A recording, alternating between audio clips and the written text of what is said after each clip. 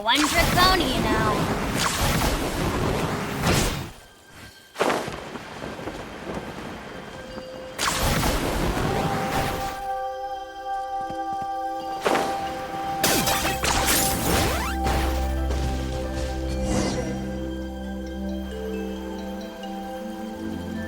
Hi, I'm Huni. Are you here to help find the baby Saurians? And I'm Toba. You must be the helpers that we've been waiting for.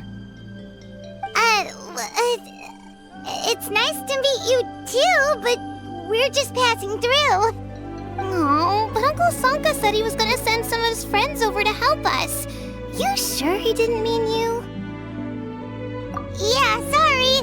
Whatever this is about, it sounds like you've got the wrong end of the stick. Wrong end of the stick? Darn it! We've been tricked, Huni. I should have known that Glasses Guy was a con artist. What are we supposed to do about the baby Saurians now? Time's running out. It's okay, Huni. Don't worry. Why don't you tell us what happened with these baby Saurians, huh? There's been a lot of unrest in the tribe lately, and my dad's Saurian got injured. Her name's Nana, and she has 3 little babies. After what happened to Nana, her babies were so scared that they ran off and hid. I'm really worried about them, so I decided to go look for them. If Nana is your dad's Saurian, why isn't he the one looking for them? My dad's one of the elders, so he's busy getting ready for Turnfire Night. It's a really important ceremony, more important than this, anyway. I'm not supposed to be out here either, but I snuck out without telling him. I didn't think it would take very long, but then that guy we ran into made us tell him loads of stories, and it wasted so much time. Yeah, he was so selfish. He doesn't have a heart. It's all right. Don't let him get to you. We're here now and we'll help you because we care a lot, don't we, Traveler?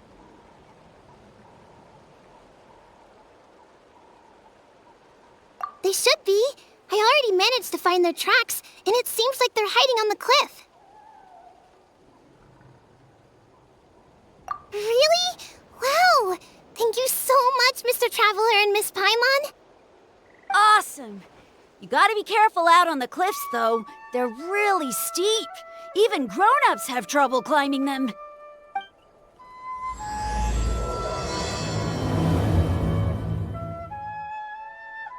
Gurney said the baby Saurians are on the cliff, so let's find a way up.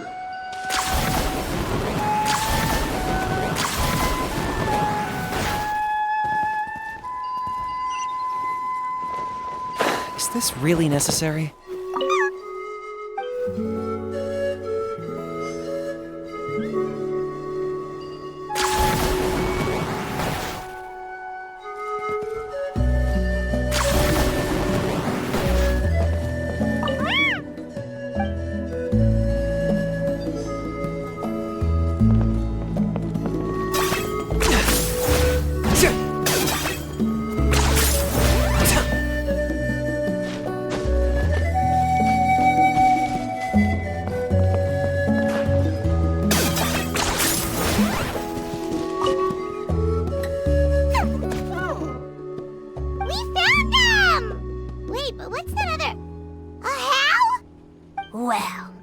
It isn't the gruesome twosome who wormed their way into our servant circle of friends. Still awestruck from the last time we met? Would that be why you hastily scrambled up here to pay your respects the moment you saw us? I suppose we can't blame you. Such is the spell that our majesty casts on our minions. Very well. You heathens leave us no choice. The almighty Dragon Lord, Kahula shall grant you the audience that you seek. Come, pucker up. You may now kiss our feet. Wait, aren't you like Kinich's sidekick? What the heck are you going on about? You're somehow managing to be even more annoying than the last time we met. Silence! Who are you calling sidekick? We are the Dragon Supreme, sovereign ruler of the Nation of Flame. We shall have you know that last time, were it not for Kinich's earnest pleading on your behalf, you would have received not a single word of mercy. Oh, come on. You talk big, but Kinich clearly has you under lock and key. That's more like it. If you must know, our humble servant begged us to investigate an abyss incident near Hoytsidland, and we chose to grant his request. Abyss incident? See this little lizard? Its mother, a medium-sized lizard, came under the influence of abyssal power. In her confusion, she attacked my servant's tribe, then assailed her own offspring. Yikes. So how is she doing now? She was but a lowly bug fighting against the power of the abyss. Naturally, she has departed for the Night Kingdom. Such a fragile creature. Apparently, she ended her struggle by leaping from a cliff. Leaping from a cliff? My dear anemic flying ant, as addled with questions as your head may be, please keep them to yourself and wipe that absurd expression off your face. We are the almighty Dragon Lord Kahula-How, not a wish-granting fountain. Anemic flying ant! Huge! Just you wait. Two can play at the ugly nickname game. We sense a faint abyssal energy. An evil sorcerer must be lurking nearby, but they are well hidden. If you encounter any suspicious outlanders, be sure to give them a robust interrogation. Suspicious outlanders? Wait, are you mocking us? Ha! How dare you cast aspersions on your ruler, heathen! You're just lucky that our servant has such vile taste in friends. Otherwise, we would beat you black and blue, and then purple, then black again! If you're not here to kiss my feet, then get out of my sight. Do not impede the work of the almighty Dragon Lord, Kahula-How! Potty mouth on that guy! Paimon is furious! Still, good to know about the abyss threat, huh? Wasn't expecting that. Let's not get sidetracked. Are you running away?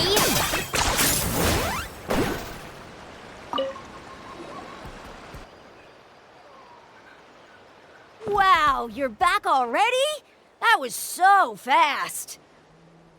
I'm so glad that the babies are all right. Thank you both so much.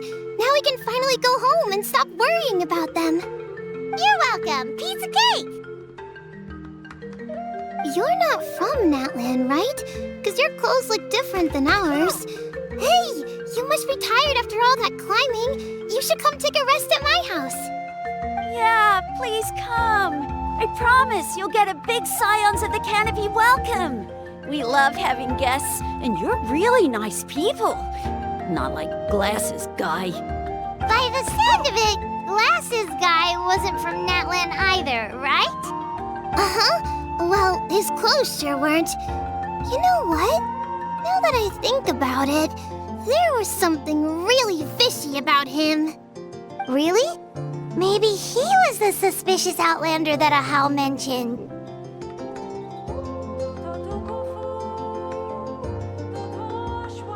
Sure, if you're interested. Let me think. How did the conversation go again? Oh, please, mister.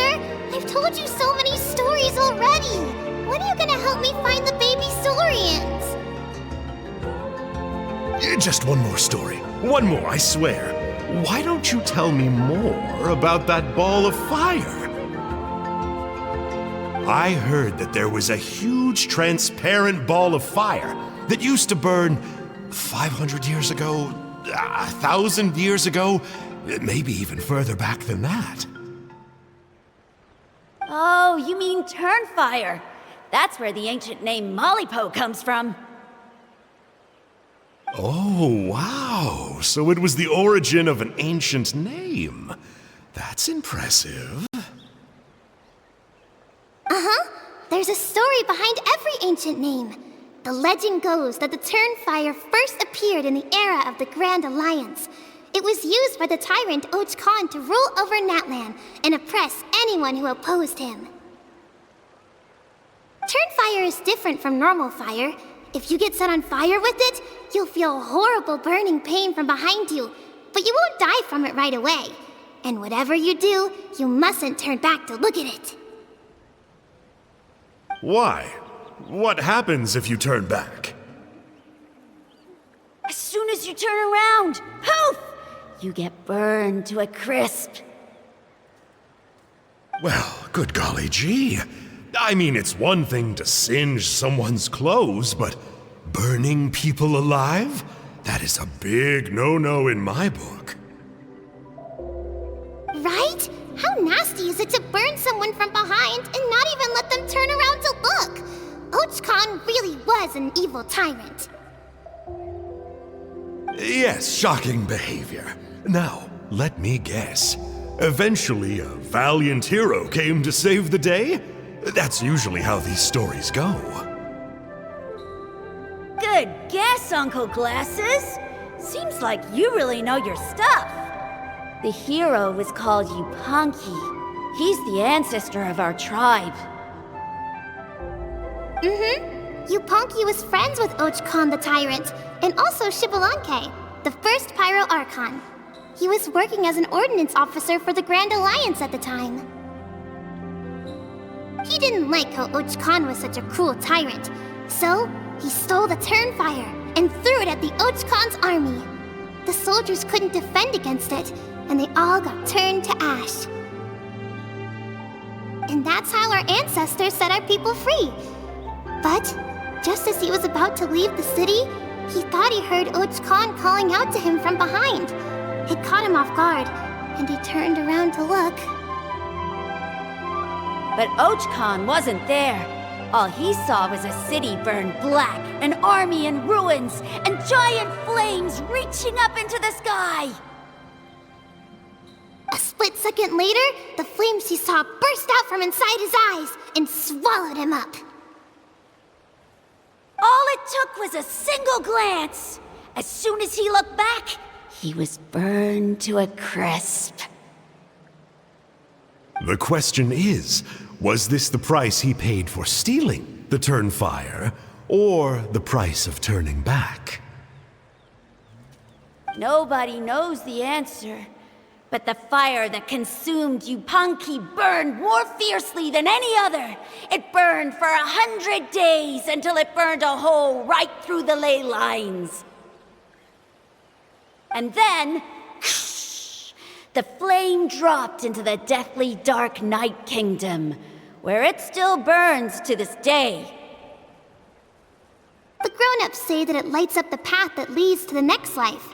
But for the dead to be reborn, they have to accept the flames and be purified by the fire first. It's like a final look back at your life, where you have to answer for everything you did. Anyway, that's the story of Yupanqui's Turnfire. Ah, a fine parable indeed. So, is it true? Is it really possible to find this fire in the Night Kingdom? I don't know. I think it's just a story. Either way, I assume this name has been passed down in your tribe ever since? Sure has. It went to Burkina, the hero that we celebrate on Turnfire Night. But that was 500 years ago. Yeah, and now it belongs to Kinich, so we often call him Malipo Kinich. Kinich, huh? All right, Uncle Glasses, that's enough stories. Now, can you please go find the baby saurians for us like you promised? I would, but doesn't the legend of the Turnfire teach us not to look back? Let's not go dredging up the past. Tell me more about this Kinich guy. One more story, I swear. Starting now. No? Careful, Toba. You look dangerously close to cursing me out right now. Tut tut, we can't have that. Cursing is for grown-ups only. Uncle, you'd better not be trying to trick us, or the Turnfire will get you when you die. How would it get me if I'm outside of Natlan? Uncle Glasses isn't from here, you know. Unlike you. Huh? Wait, is that?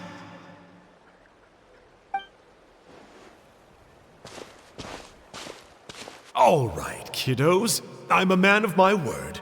2 of my friends are on their way here, and, yeah, they'll help you out on my behalf. Work them like dogs, okay? That's what they're here for. Don't go easy on them just for my sake. Really? Well, first, can you tell us your name? We met at the foot of this cliff, so beneath the peaks, let's go with Sanka. Seriously? If you don't believe me, turn around and see for yourselves. They're right behind you. Huh? Where? Oh, wait! Uncle Sanka, where did you go? Yeah, definitely a fishy character. It sounds like he was digging for info about the ancient names. Yeah, and not only that, but he betrayed us too. He'll pay for this. All he got out of us was some stories, though. What's the worst that could happen? Traveler, maybe we should go tell Kinich about this.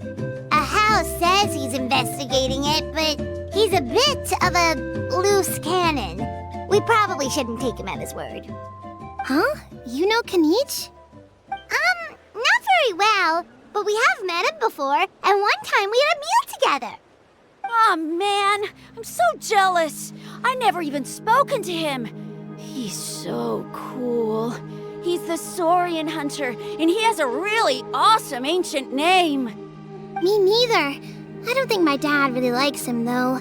He always tells me to stay away from him. Probably because of that little creep he always hangs out with.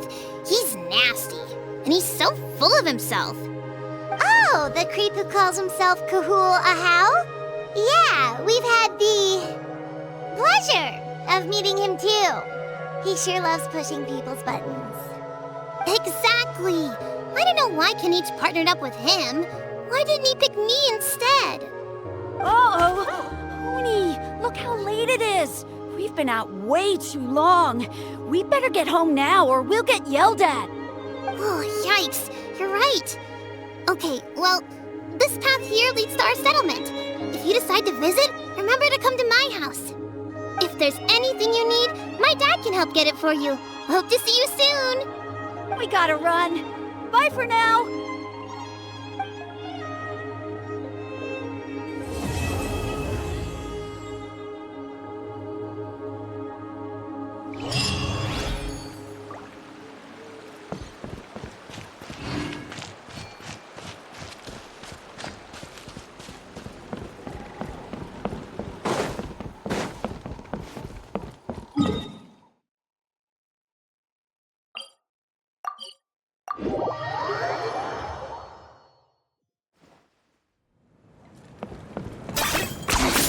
Points for agility. Uni, what were you thinking, going out by yourself? Don't you know how dangerous it is? It's okay. Toba helped me. And we met some kind strangers who helped us, and... Kind strangers? What made you so sure they were so kind, huh? Oh, I suppose they had kind stranger written on their foreheads? Yeah, actually, they did. In big, bold letters. Don't talk back to me. The Mountain King problem still hasn't been solved. What would I do if I lost you too? No dinner for you tonight. They were good people, Dad. Dinner or no dinner. Hello again, Huni. It's Miss Paimon and Mr. Traveler. Dad, it's them. They're the ones who helped me. And I promised we'd I came to visit. Oh, so you're the kind strangers. Well, I'm Trinidad. Apparently, you helped my daughter today, so if there's anything you need, just ask.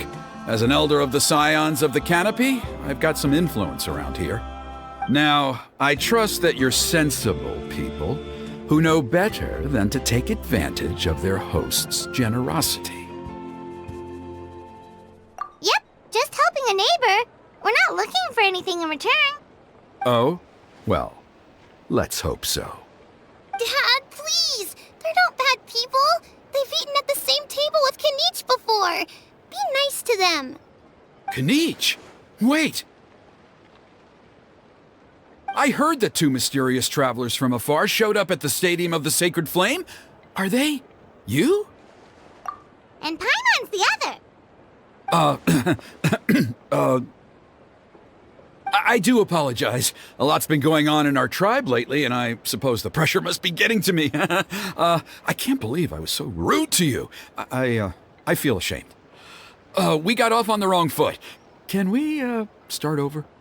Oh, now we're talking. Seriously, though, don't worry about it. Already forgotten. We're just happy to see Huni got home safe and sound. Oh, you just arrived, I take it, and it would be my honor to give you a hero's welcome tonight. Careful now. That's quite an about face. We've heard that kind of thing can lead to spontaneous combustion around these parts.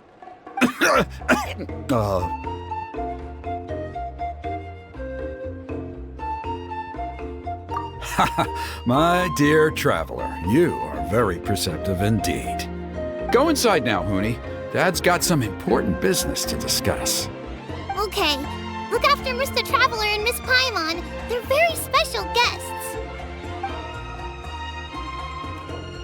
Well, we'll hear you out, but we can't make any promises that we'll be able to help. Well, this is a matter of utmost importance. Please, allow me to explain.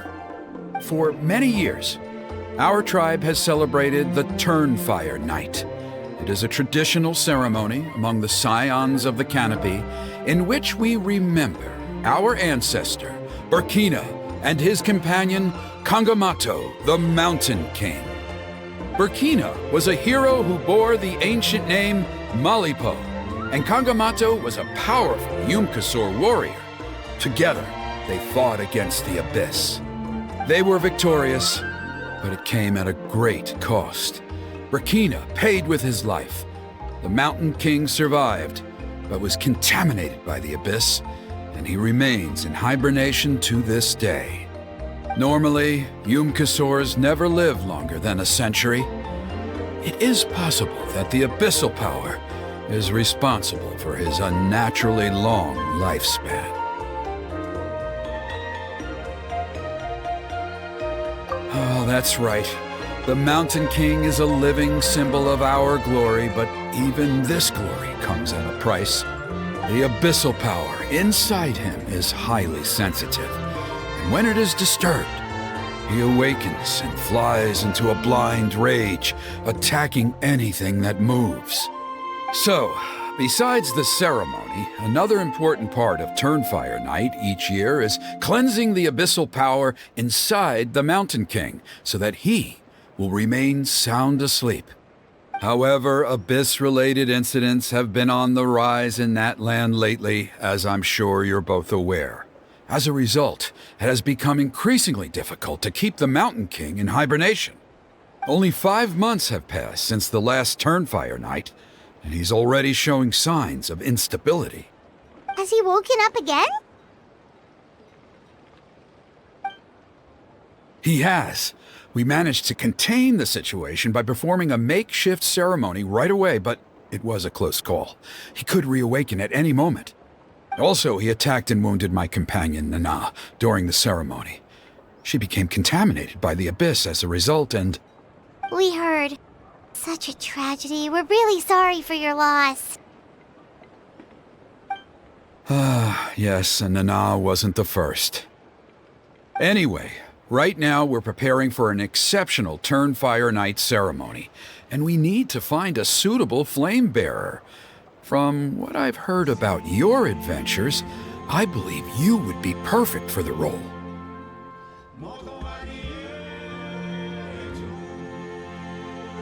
Of course. Plus, he's a bona fide hero who inherited the Malipo name. Oh, you mean Kinich?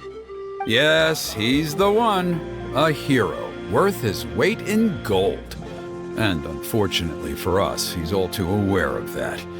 No prizes for guessing what he said when I asked him to host a Turnfire night outside of the annual schedule. An exceptional ceremony? Oh, I'll have to charge an exceptional price. I swear, no other concept exists in that boy's brain.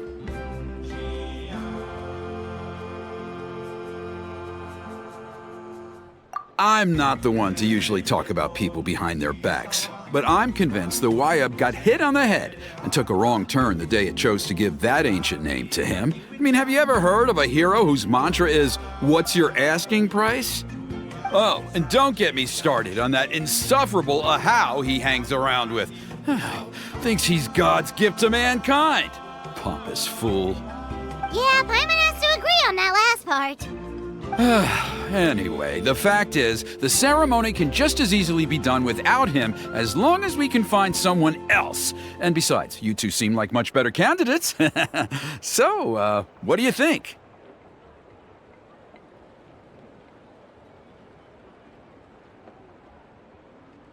Wonderful! I can't thank you enough. Huni was right about you. You have kindness in your hearts. Come with me to the other side of the mountain. I'll bring you up to speed on each step of the ceremony. Us experienced warriors, I'm sure you'll pick it up in no time.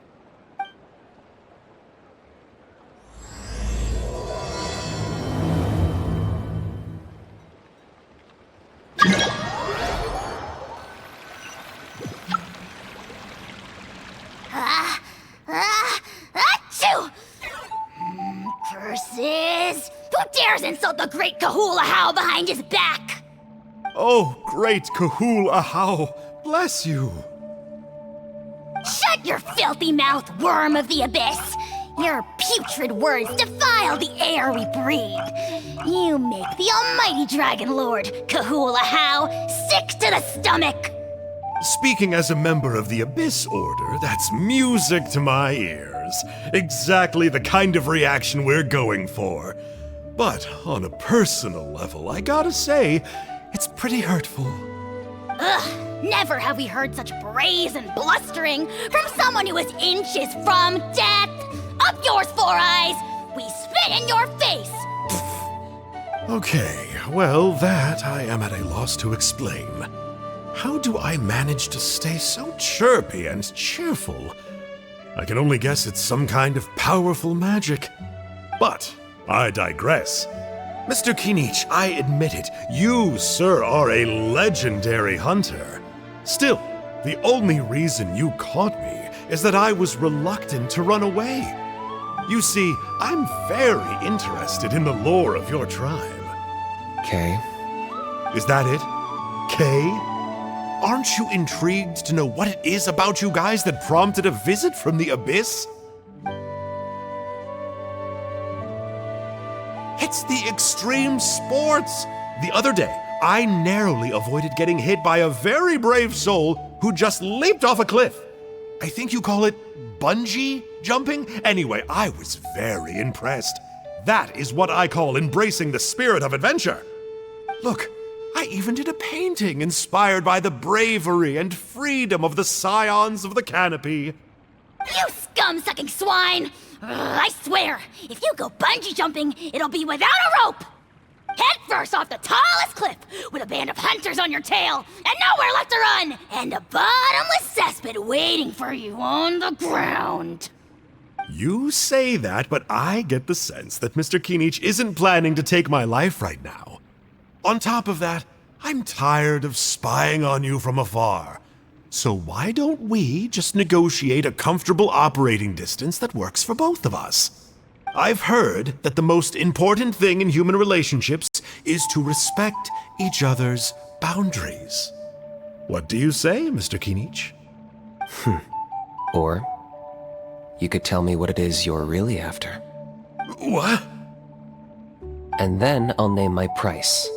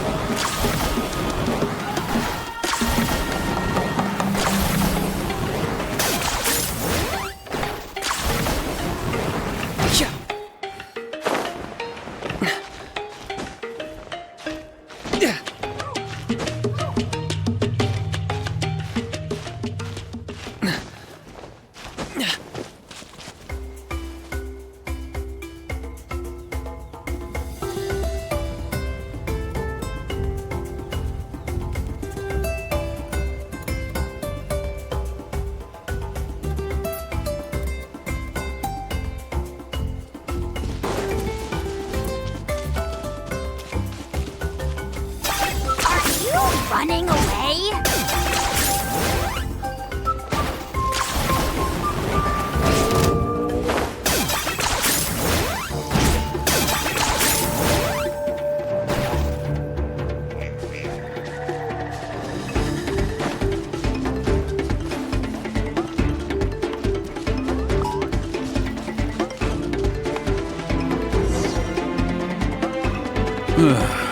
The Abyss contamination is back. No surprises there. No doubt that explains the Mountain King's recent activity. See those torches over there? Those are the Sacred Flame offshoots that we requested from the Stadium of the Sacred Flame. They contain the power of the Pyro Archon. Are you saying that the Sacred Flame and the Turnfire are the same thing? Well, for ceremonial purposes, at least. Sending someone to the Night Kingdom to retrieve the legendary Turnfire isn't exactly an option. More to the point, though, the Sacred Flame is able to burn away abyssal filth, so that's why we use it in the ceremony. Gotcha! So basically, we just need to clean up the filth with the Sacred Flame. Well, that's one part of it, yes, but the complete ceremony is a bit more complicated than that. First, the flame bearer must collect a kindling of the sacred flame from the starting point, then use a grappling hook to fly up into the sky and light each of the sacred flame pillars. Then, they must go down into the canyon, all the way into the cave where the Mountain King slumbers, lighting braziers and the final altar along the way. The most skilled flame bearers can accomplish all of this without touching the ground once. As much as I hate to admit it, Kinich is capable of this. Wow! He can do all that flying without ever falling to the ground? Well, of course Paimon can. It'd be much harder for you guys. Well, don't worry. It's not a requirement of the ceremony. You're allowed to touch the ground. The only thing you're not allowed to do is turn back.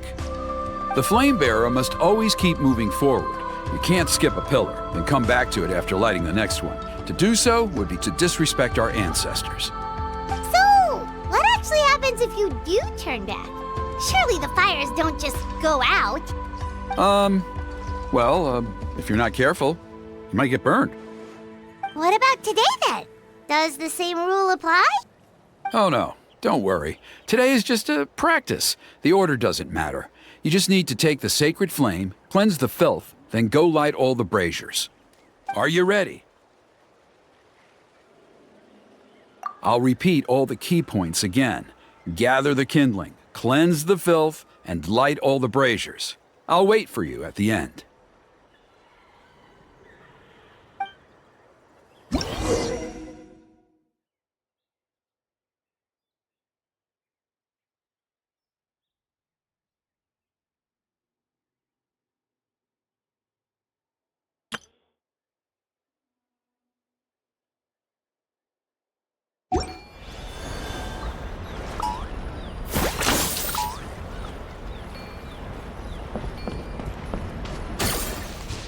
There's abyssal filth over there! Let's burn it away with the sacred flame!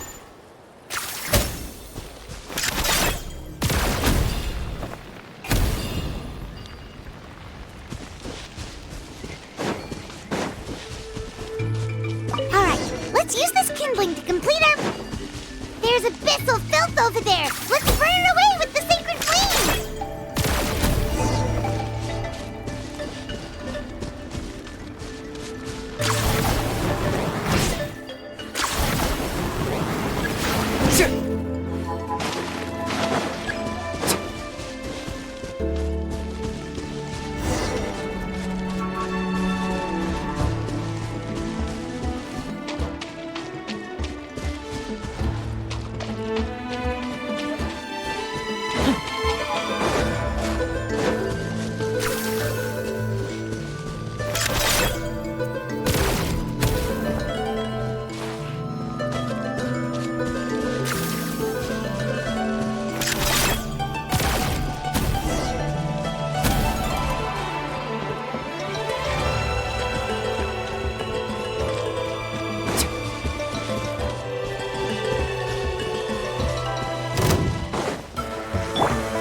Check this out! A bitter pill to swallow. Locked up!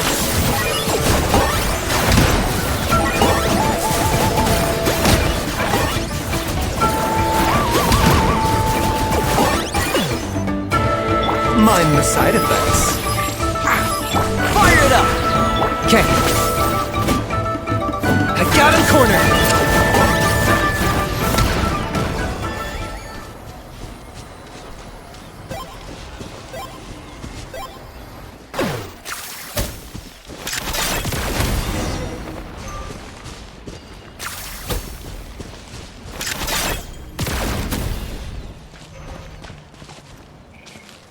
The doctor will see you now.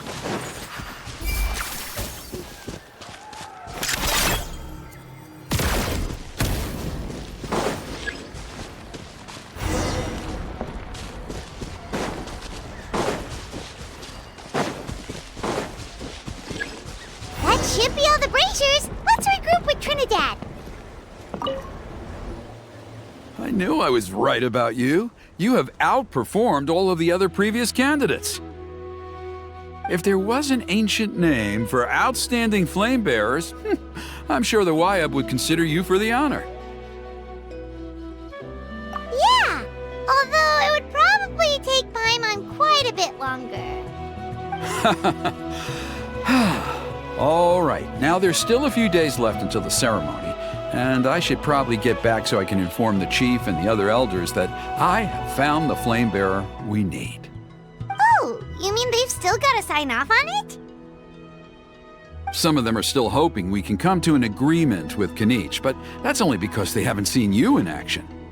Still, I'm the one responsible for securing a flame bearer, and my recommendation is you. Just for Paimon's own peace of mind, are you sure it's not going to be a problem having Outlanders take on such an important role in your ceremony? See that place over there? There was a time, long before the age of Burkina and the Mountain King, when we, Scions of the Canopy, called that our home. After a period of upheaval, our ancestors were forced to move away. Now, it has become a place where our youths go to develop courage and kindle a spirit of adventure. If we fail to keep the threat posed by the Mountain King at bay, it might not be long before we have to move again and find a new home. So, to answer your question, I think everyone will agree that you are the right choice. Fair enough. Desperate times call for desperate measures. I'll need you to drop by my place at some point before the ceremony, if that's all right. There are still a few final details that we need to discuss. Okay, see you later then. You have my gratitude. We've helped out with a lot of other local festivals before, but this one feels a little different. Anyway, let's take a break before heading back to Trinidad's place.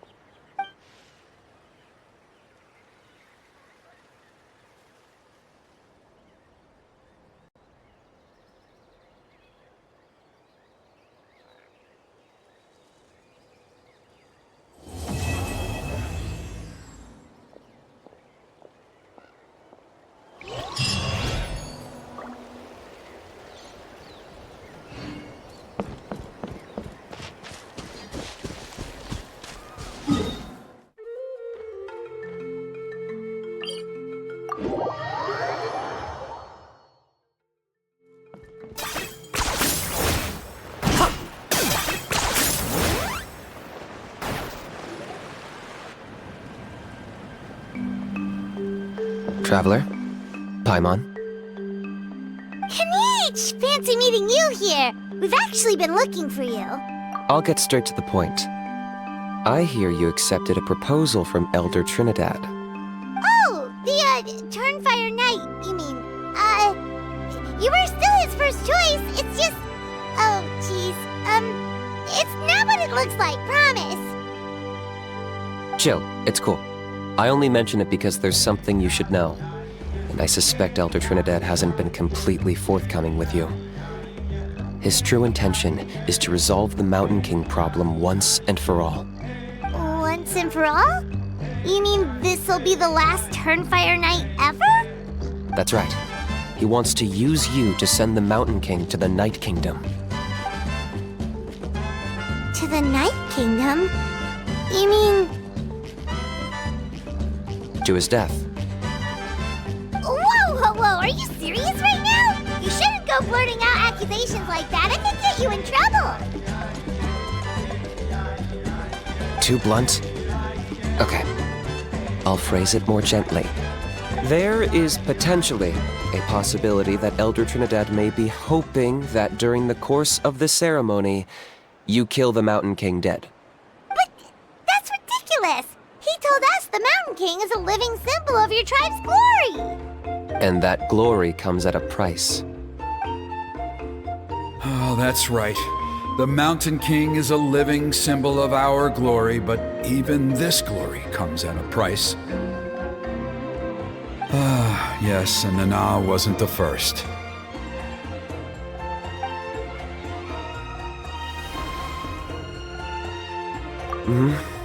She likely won't be the last to lose her life either. Still, is killing the Mountain King really the only way? It seems so extreme!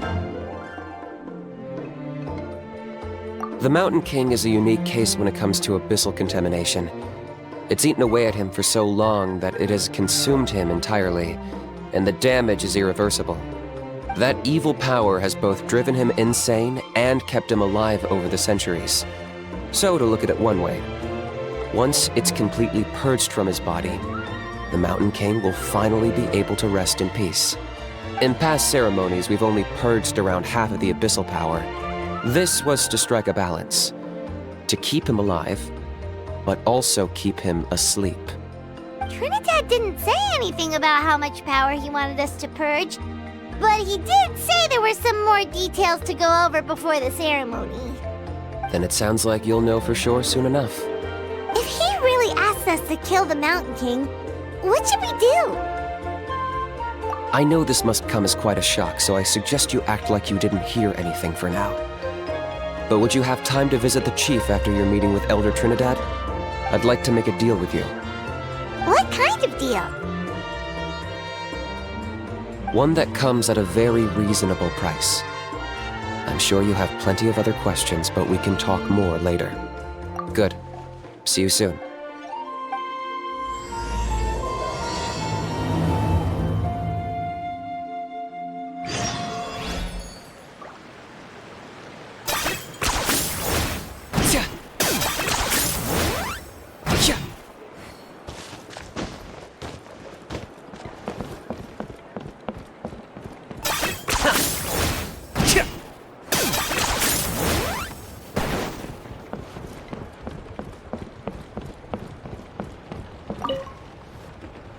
Ah, mighty Outlanders, you have returned. Did you have a good rest? It was, pretty good, yeah. Glad to hear it. Things are progressing very smoothly on my end. Many of the elders have heard of your heroic deeds, including the chief. They all speak very favorably of you. There are still those who insist that the ceremony should be performed by the bearer of the Malipo name. But they're just stuck in the past. We need to move with the times. Plus, Kinich doesn't want to do it anyway. Exactly.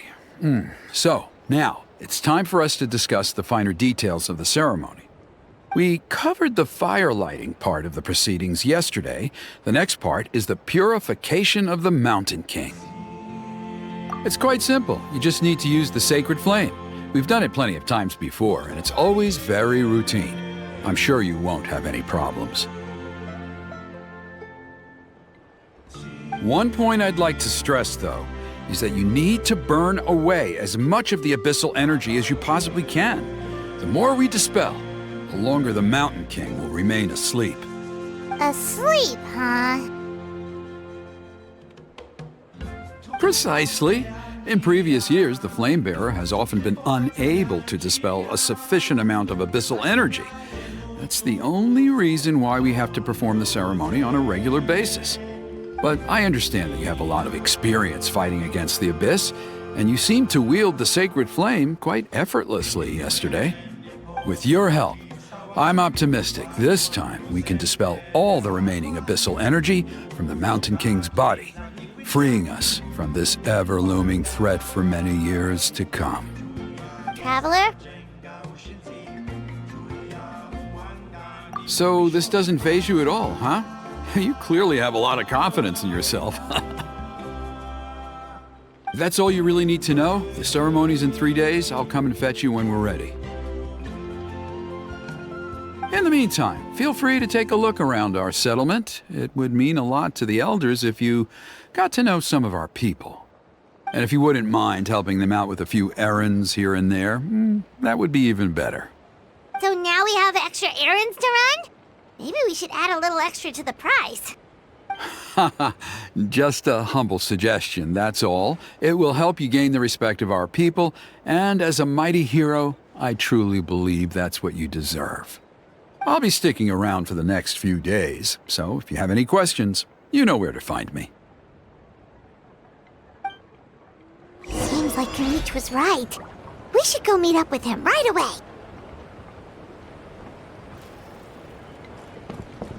Emotional support is important.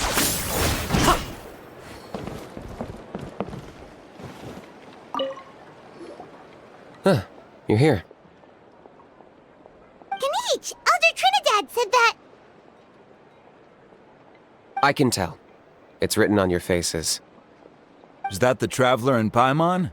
Forgive me for not being there to welcome you on your arrival. That should have been my duty as chief. Hello, Chief Waina. I only heard the news from Trinidad yesterday, so I asked Kinich to invite you over for a quick chat. I believe Kinich has already filled you in, so I'll get straight to the point. Firstly, I fully endorse your appointment as flame bearers for the upcoming Turnfire Night. However, I would like to request that you take steps to ensure the Mountain King's safety. Every child of our tribe grows up hearing the tales of our heroes, from Yupanqui the Firebringer to Burkina and the Mountain King who fought against the Abyss. This is our history and our heritage, the source of our pride and the center of our faith. To kill the Mountain King would be to destroy our spirit. I would never be able to face our ancestors in the Night Kingdom. Nana's death was a great tragedy, and I do not blame Trinidad for the actions he has taken. Nevertheless, I cannot allow any harm to come to the Mountain King. The very roots of our identity are at stake. My honored guests, please give this matter your serious consideration. Perhaps there is, but despite all our attempts to contain the situation over the years, we've not found it. Right now, I should like to hear where you stand on this matter.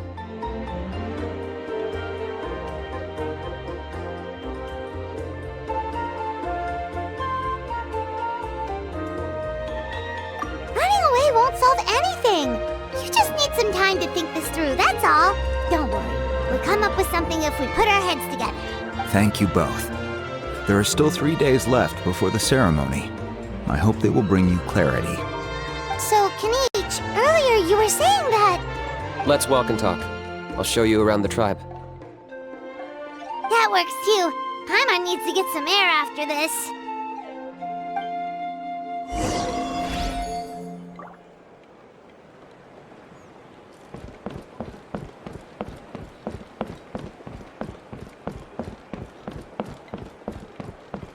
Are you running away?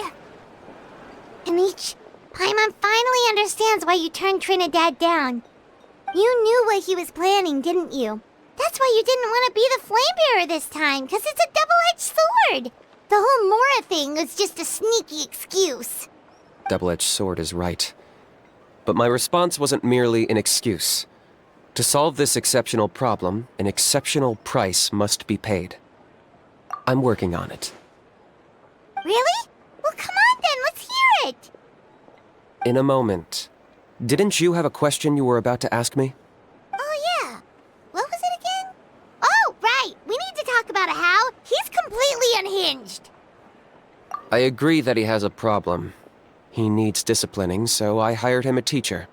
You got him a teacher? Oh, Paimon would love to see him get scolded for bad behavior.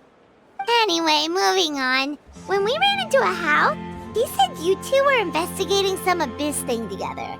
Is that related to the whole Mountain King situation? Yes, that's the angle I've been working on. I'm a Saurian hunter, but I occasionally hunt the abyss too. One time I was pursuing some purple demonic dogs when I accidentally entered a hidden space. I did some research after the fact. Apparently they're known as beastly rifts, and there are many of them of all different sizes. That's where those purple dogs were coming from.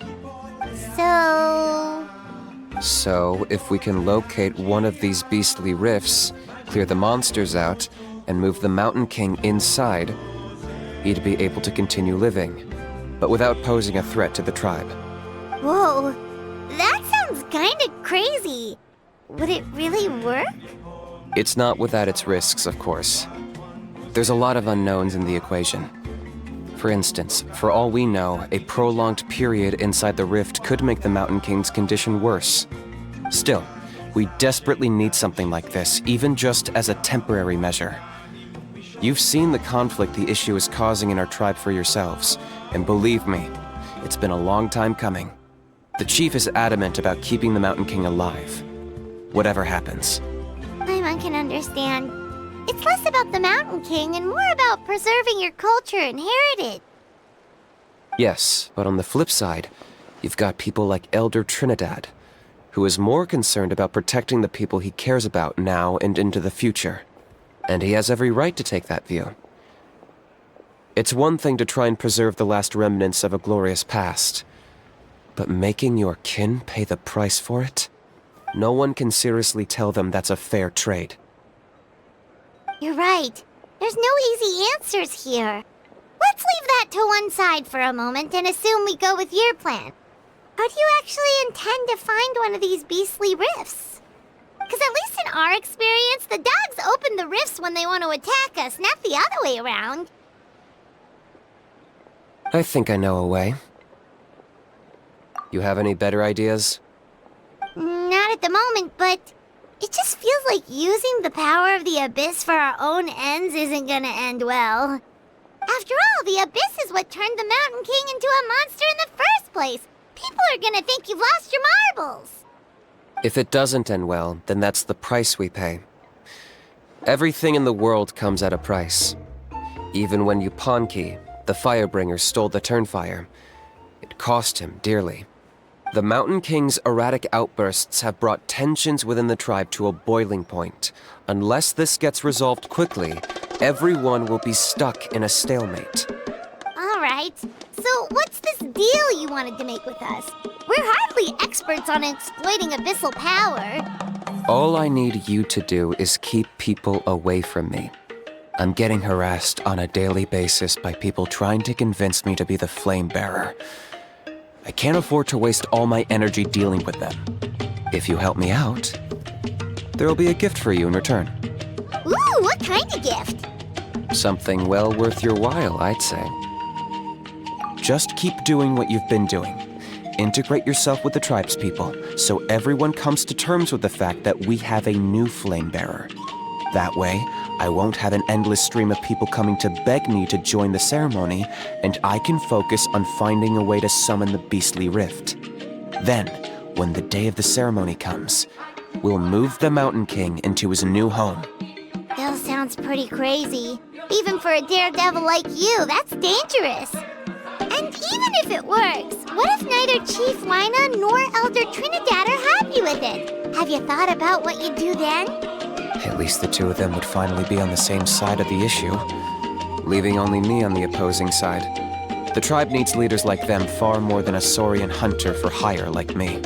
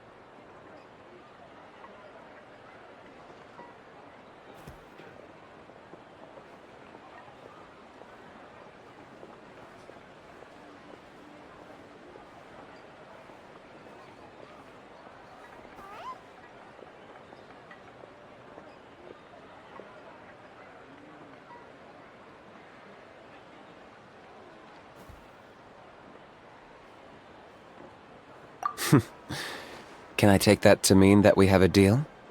For sure. And who knows? Maybe we'll come up with an even better solution to all of this in the next couple of days. Great. Well, for the next couple of days, please spend some time among the tribe and lend a hand wherever you can. I'm sure everyone will be swept off their feet when they meet our new flame bearer. Good luck to us both.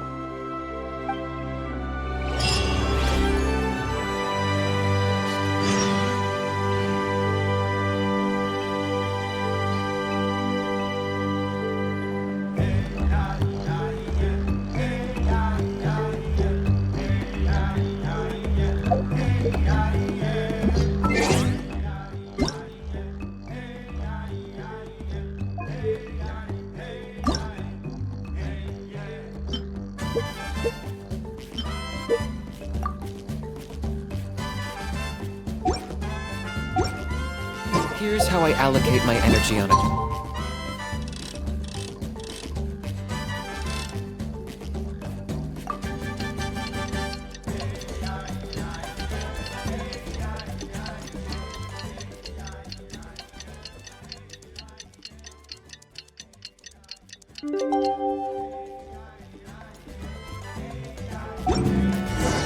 Okay, task for the day. Meet the tribe's people and take some heat off of Kinich's back.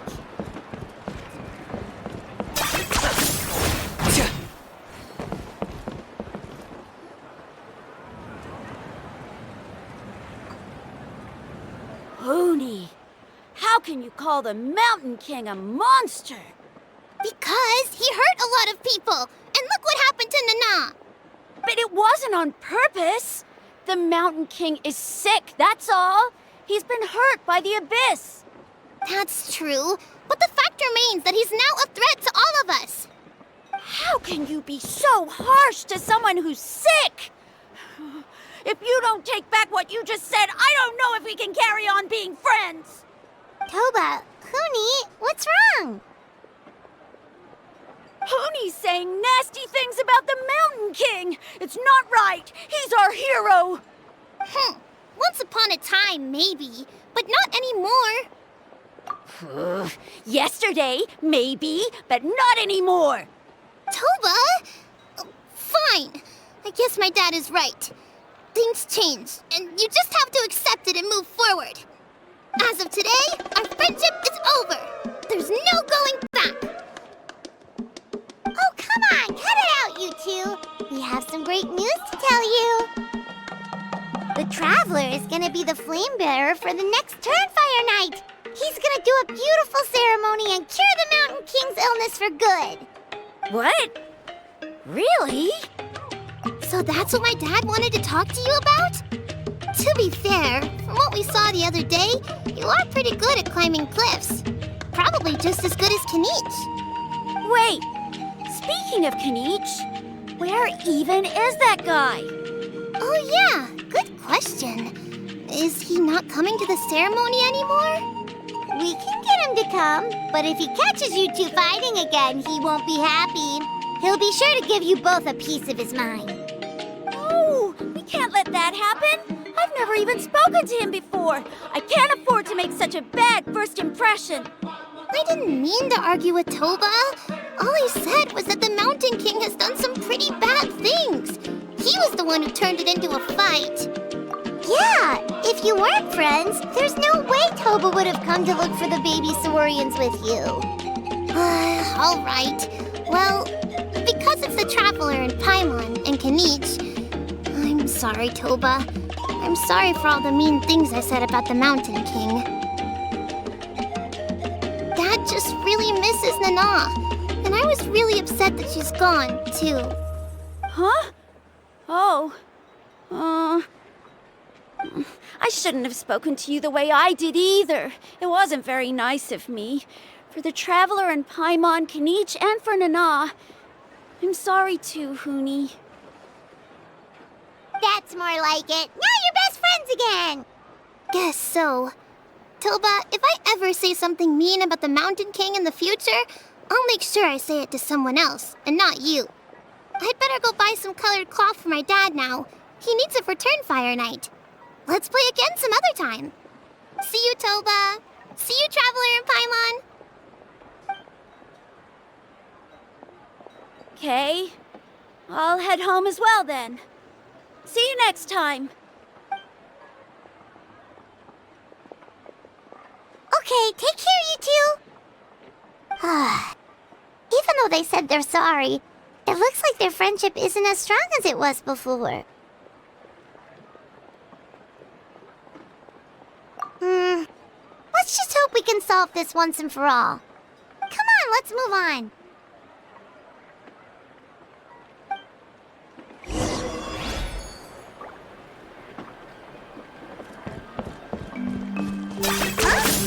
Let's go.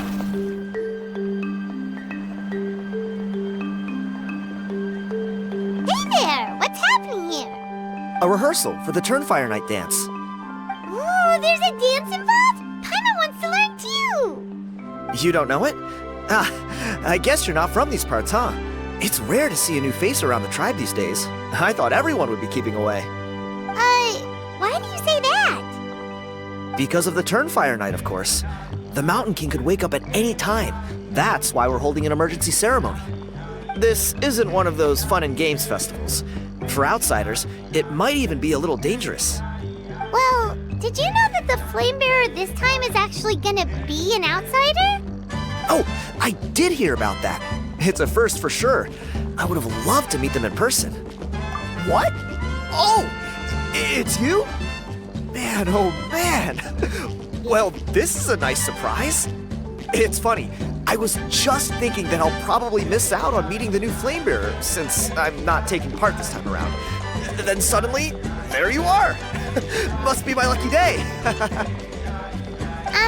You're not taking part in the Turnfire Night? How come? You're not an outsider too, are you? You must be joking. Watch this.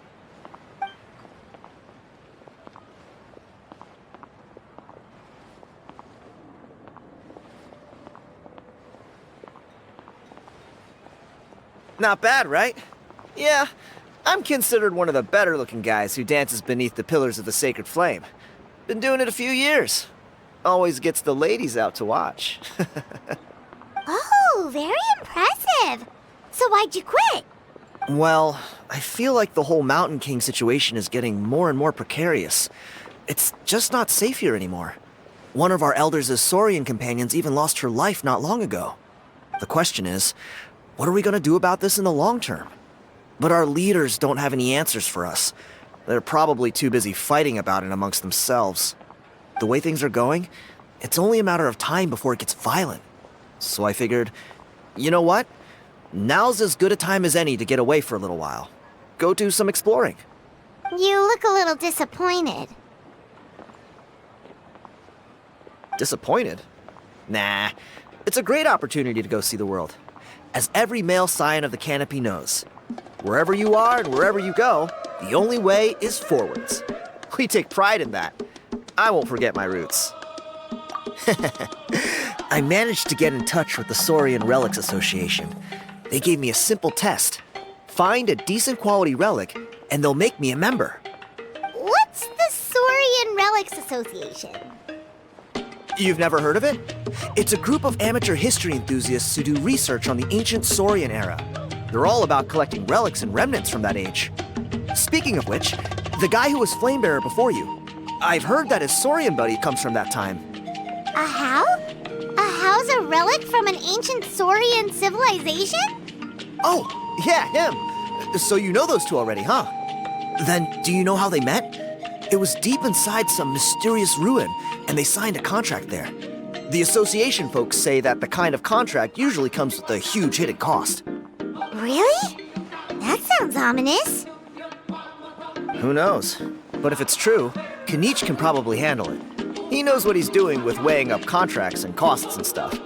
I doubt he'd make a contract that doesn't benefit him. Strangely enough, I actually happened upon a strange mural a while back, and it looked to me like it was depicting a Saurian and a human involved in some kind of Saurian-era contract ritual. Oh, does that count as a relic then? You bet it does.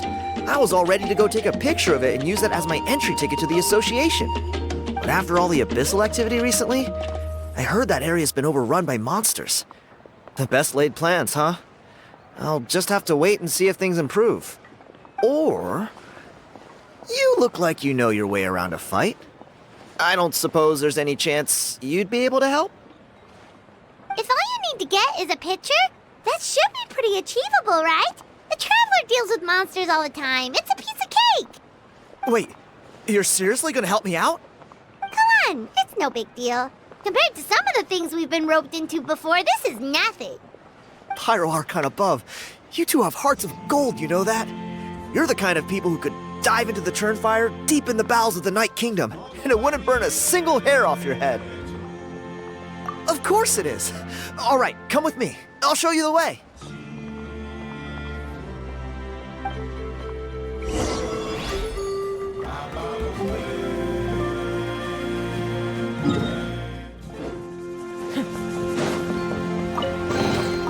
Do I get a share? You actually want this trash?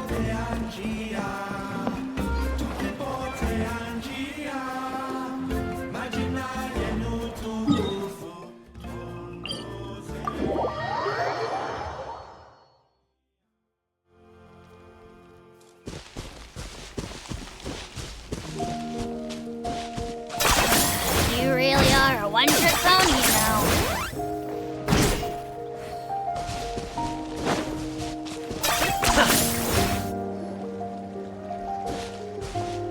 There it is. It's inside these ruins. As you can see, the place is crawling with monsters.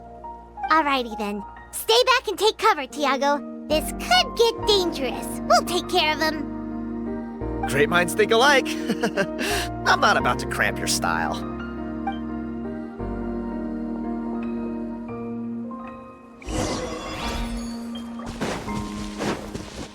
Mind the side effects. Remember, health comes first. Supporting fire! Going in! Target acquired! Bow before your king! Await your soul!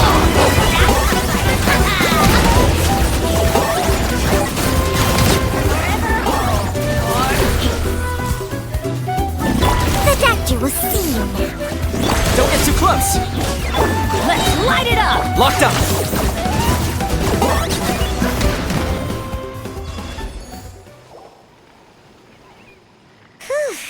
That should be the last of them. It's a good thing Tiago had the sense to stay in his hiding place, or things could have gotten really hairy for him. Hey, look! That's gotta be it, right? Definitely looks like a mural.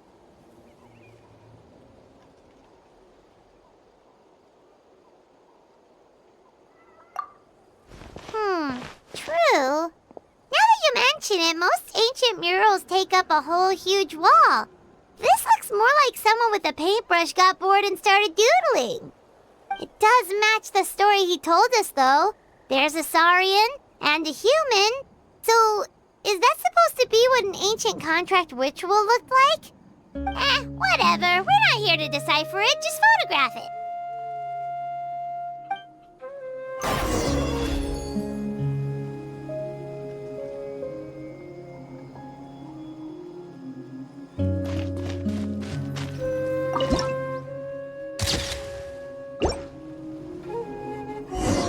That's a wrap. Let's take it back to Tiago.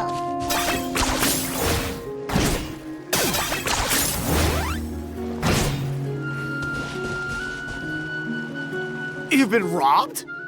Oh, Ponche. And I thought my luck was bad. Oh, I put blood, sweat, and tears into that, and now I've got nothing to show for it. Some gap-toothed goon stole it from me.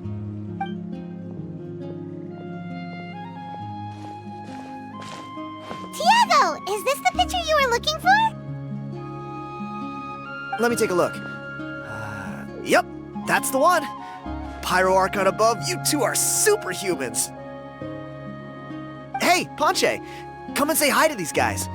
They're gonna be the new flame bearers, and they're tough as nails. Wait, are you the Traveler and Paimon? Huh?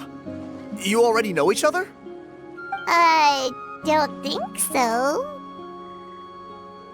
My nephew Toba's been telling everyone about you. He says you're crazy strong, super friendly, that you helped him out, and that you're gonna be our flame bearers this Turnfire night. Oh, so you're Toba's uncle. Great to meet you, sir. Sounds like we managed to make a bit of a name for ourselves. Toba's not wrong, my friend. These two are honestly some of the nicest, most genuine people I've ever met. Everyone speaks incredibly highly of them. Seriously. If you're comfortable telling them about what happened, I guarantee you they'll sort it out in no time. Really? All I want is to get the fruits of my labor back. Allow me to explain. Ponche is a well-known scholar within our tribe, author of the widely acclaimed book, Yupanqui's Turnfire. Unfortunately, the book was stolen by a treasure hoarder a few hours ago. I spent years of my life researching that book. I visited every last ruin, interviewed every descendant of every hero in our history. On the word Malipo alone, I covered at least 5 different interpretations of the meaning based on accounts from different villages. It was an unparalleled masterpiece. And now it's all gone. That little goon ambushed me during my morning walk. He snatched all of my belongings, including my entire manuscript. That book was everything to him. It's like they robbed him of his soul when they took it. Look at him. Lost and listless. He's a shell of the man he was. Dear honored guests of our clan, I am but a helpless old student. If only for Toba and Tiago's sake, please help me, I beg of you. See what I mean, Ponche? Now you've run into these two, your luck's about to change, big time. I don't know if he's still there, but come on, I'll take you.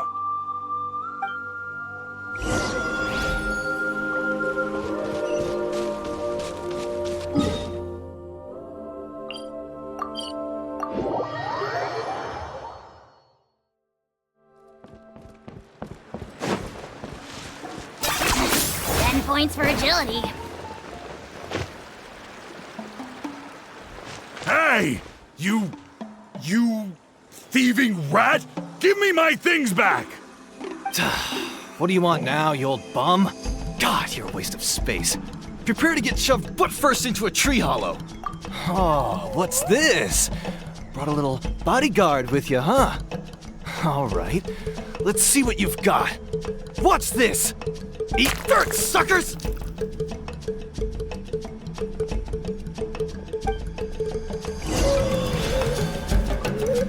Hey, he's trying to get away! You good? Let's chase him down!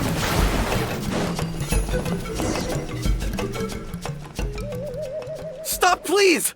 By all the warriors, heroes, gods, and kings, I can't run any longer. Please, I don't have your stuff anymore. Have mercy. Oh yeah? Well, where is it then? I threw it away! You threw it away? The old bum's bag didn't have a single mora in it! Just a tatty old book, worn out pens, and some old rags. All that time lying in wait was for nothing. I was so mad I just threw all of it away. Is that really the truth?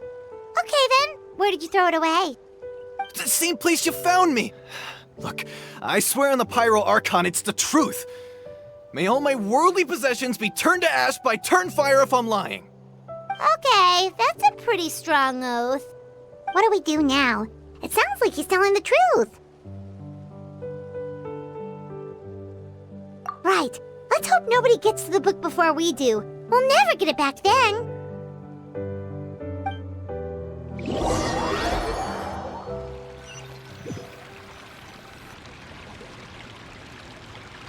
Although the Turnfire is a heroic symbol in Hoytzatlan, it always comes with the more ominous implication of eventual tragedy. This holds true for all bearers of this ancient name in recorded history. Each one of them died of non-natural causes, as if the specter of the Turnfire was always lurking in the background. This appears to suggest the existence of some higher power that is always watching the name-bearer, examining their actions, and eventually demanding payment in return. None can escape this payment, unless, perhaps, they could honestly swear by Turnfire to never make a single mistake in their entire life. Yupanki's Turnfire. What an incredible work on ancient name philology. I can't believe it was just lying there for me to take. Let me see, the author is Panche. Nice. A gentleman and a scholar. Silence, book muncher! The great Kahula will suffer your droning voice no longer. Do you truly find no joy at all in perusing such rich historical records? Joy? What joy is there in this pointless drivel? Well, it makes a pretty shocking prediction. Every bearer of the ancient name Malipo eventually meets a grisly end. Maybe that's the price you pay for the name that means price? What? You're saying Kinich will die a violent death? So I'll finally get to take over his body? When will that glorious day arrive? The great Kahula demands to know! Wow, you are just irredeemable, aren't you? An agent of chaos down to the core. You make us Abyss Order folks look like saints in comparison. Silence, maggot! To presume that anyone compares your kind with the great Kahula is sheer vanity! And if that day ever comes, oh, your doom will soon follow. You don't need to lecture me about Doomsday. Here's what I know, based on countless historical texts. All civilizations will be reduced to rubble by the passage of time. From ancient kingdoms, to heavenly thrones, to worlds beyond, there are no exceptions. But from the ruins of every civilization, the dust will rise and never settle, thus transcending the confines of time. That dust is what we call a civilization's spirit. And you, great Kahula How, are one such speck of dust from a bygone age. I've paid dearly for the chance to observe you up close. Now, let me take a good look at you. We'll see whether any memories of that age still remain inside you.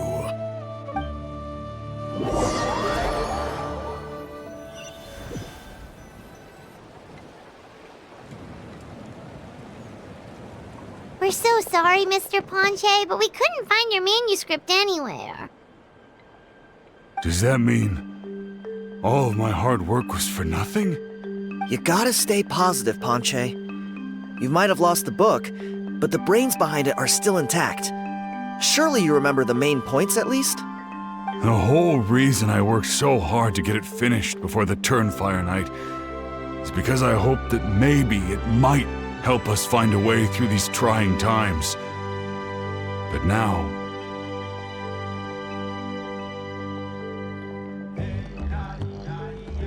well, not exactly. But I thought my research might at least be a starting point. Oh, really? So what did you find out in your research? I think the key to all of this lies in the power of Malipo.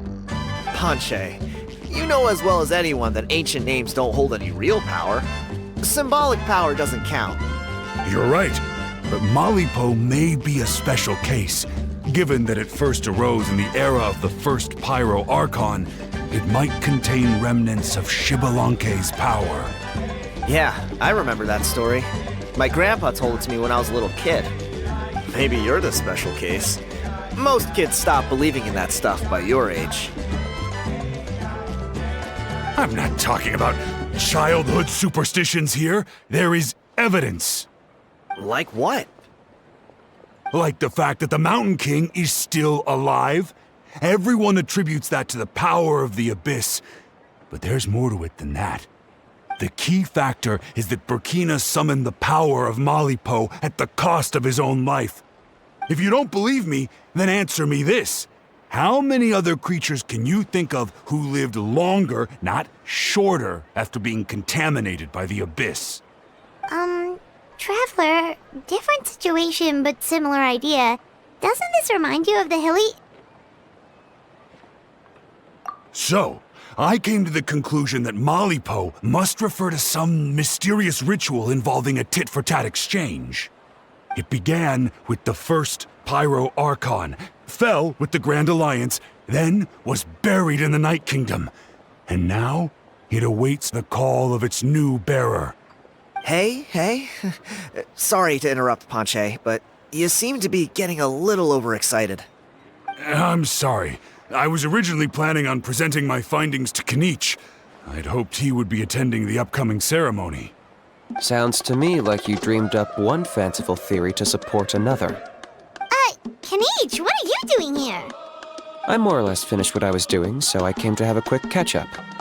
Now a good time? Kinich! I'm onto something. I haven't worked out all the details, but you have to attend the Turnfire Night. So Mr. Panche here has done a lot of research on the history of the Turnfire and thinks he might have found a way for you to solve the problem. I'll be there, Panche. Let's go.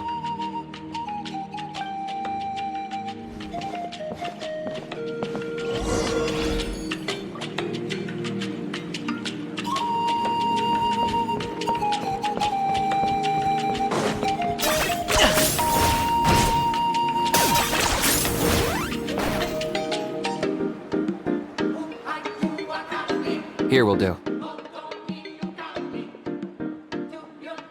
Yeah. I'd like your help giving it a trial run tomorrow.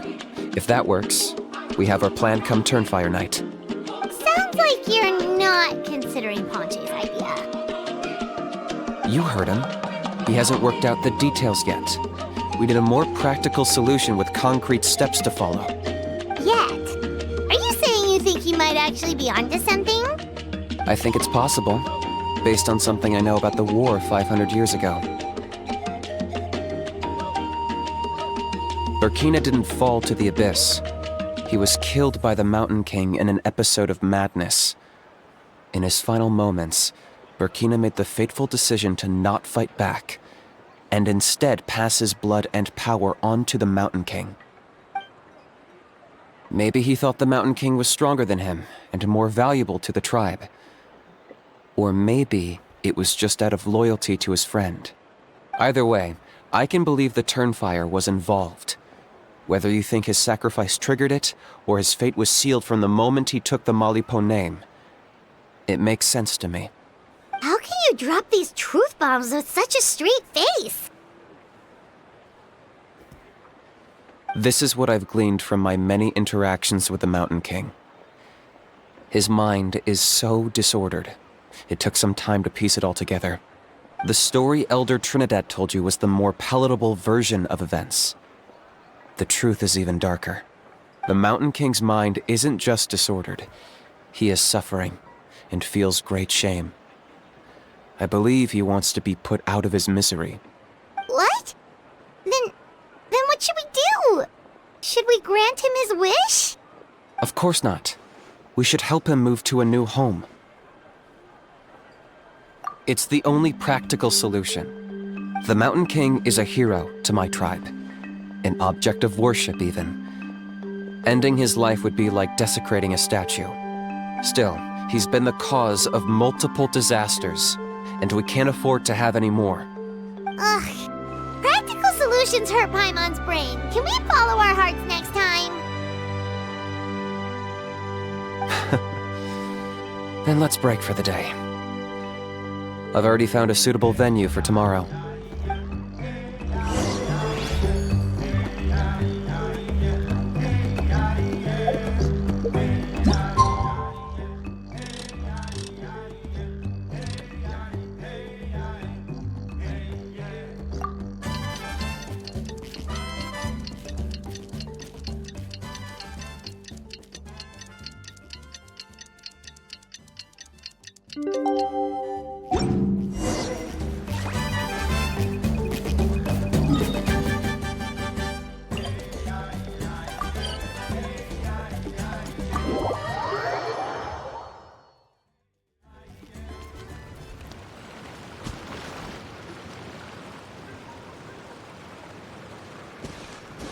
You're here. Very punctual. Oh, so the gruesome twosome come crawling back. Here to make amends after the gross irreverence you displayed last time? Very well. The almighty Dragon Lord Kahula shall grant you the audience that you seek. Now pucker up and kiss our feet. Kinich, didn't you say you found him a teacher? He's just as out of control as ever! Hey! No one gets to discipline the almighty Dragon Lord Kahula. No one! Maybe because I've never had a gentle-natured companion like Paimon to compare against. Is that a compliment? Yeah, I see what I'm missing out on now. And it's a lot. Kinich! Ugh! We could drown this measly flying ant in one droplet of spit! How dare you compare her to the almighty Dragon Lord Kahula? Oh, just wait till I possess your dead body!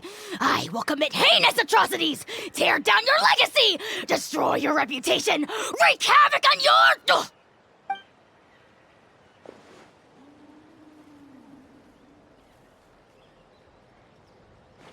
Traveler, Paimon, let's get down to business. Once we've opened the beastly rift, you're welcome to toss a how in there for a couple of days. With pleasure. You don't need to ask twice. I got my hands on this device in a trade. It's meant as bait, but it'll also stabilize the abyssal energy. The rift towns will tear through space to get to this. Once they're here, we take them out and claim the rift for ourselves. You'll find out soon enough. First, let's try this out.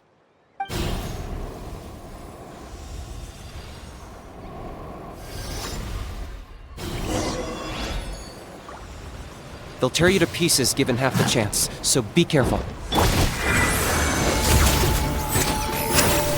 Here's backup! Check this out! Everybody stand back! Target acquired!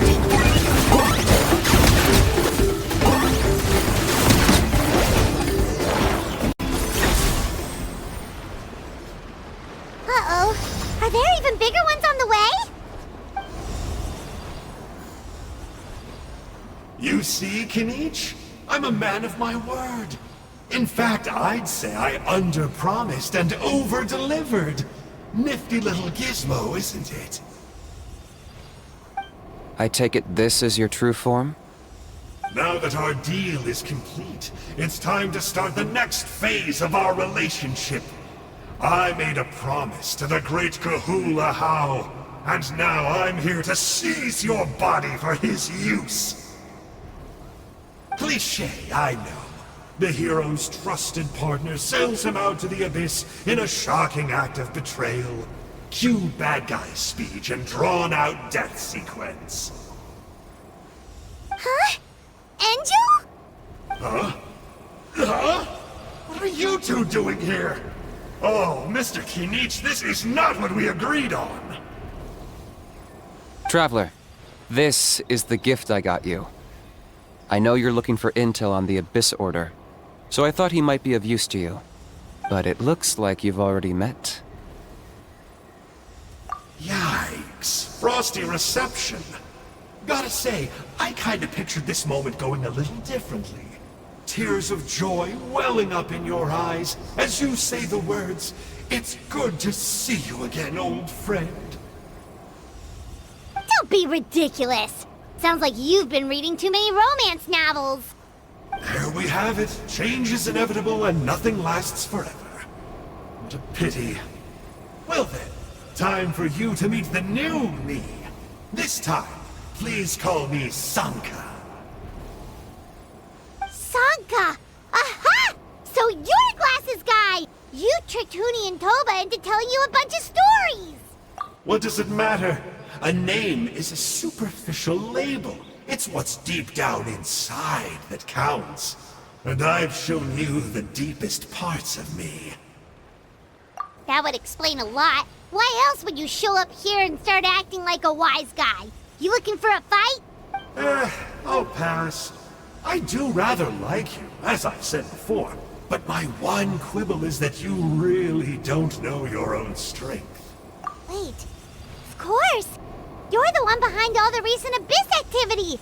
Let Paimon guess, you've been provoking the Mountain King too! Haven't I told you before? I'm not part of the inner circle who do our Highness's bidding. My interests are far more low stakes. I spend my time digging for truth in ancient doodads and books. You really think a benchwarmer like me is capable of more than that? I investigated him. He's not connected to the recent events. Just happens to be in the area. So, I struck a deal with him. He helps me summon a rift. I allow him to do some historical research. But that's all over. And now Kinich wants to hand me over to you. Well, I was hoping this would be an opportune moment to whisk away his body. That would have given me some more time to study the great Kahula How. But now I've run into you, which is just my luck. Or maybe I've incited the wrath of the Turnfire, and this is the price I have to pay. But I don't understand. What did I do wrong? Wait, does that count?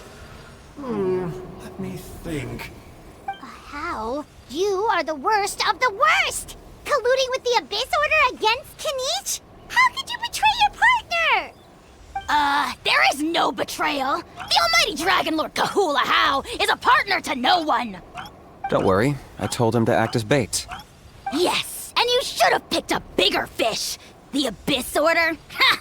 What a joke. Not even a match for our lowly servant. I put up with this toad's croaking for days, and it was all for nothing. It looks like your disciplinary measures have been less than effective, Mr. Enjo. What did you expect? Behavioral rehab isn't really our thing. Otherwise, we might as well change our name from the Abyss Order to the Abyss Boarding School. The abysmal disorder would suit you better. Kinich! Dispose of him! He is of no further use to us! Traveler?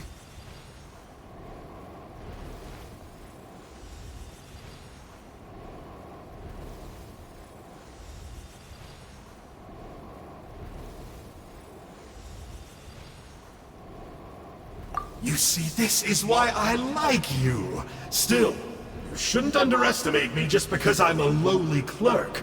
I could never beat you in a straight-up fight. But when it comes to running away, I won't lose to anyone. Do me a favor and remember how fast I disappear. Maybe then you'll show me a little respect next time. Darn! He got away again! Couldn't you have stopped him? It's alright. He's not worth our time and energy.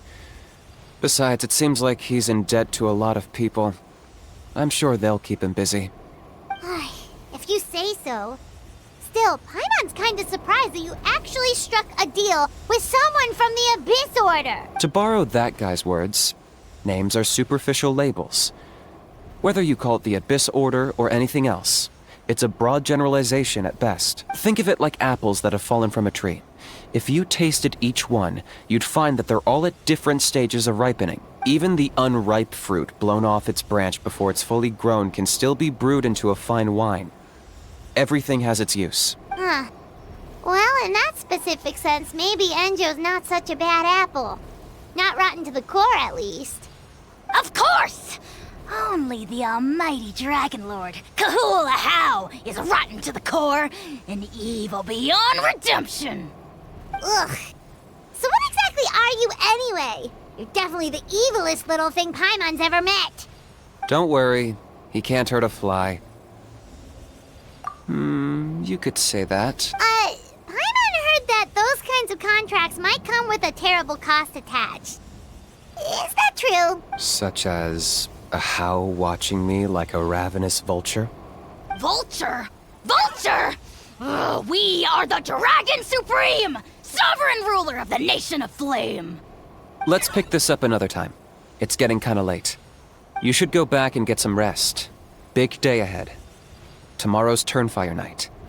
Time to light the sacred flame and burn away the filth for a legendary 500-year-old warrior. Oh yeah. Hearing you lay it out like that is making Paimon a little nervous. For all the work we've put in, it all comes down to tomorrow night. We have to make sure we solve this problem once and for all. Then it can't hurt to say this one more time. Good luck to us both. See you tomorrow.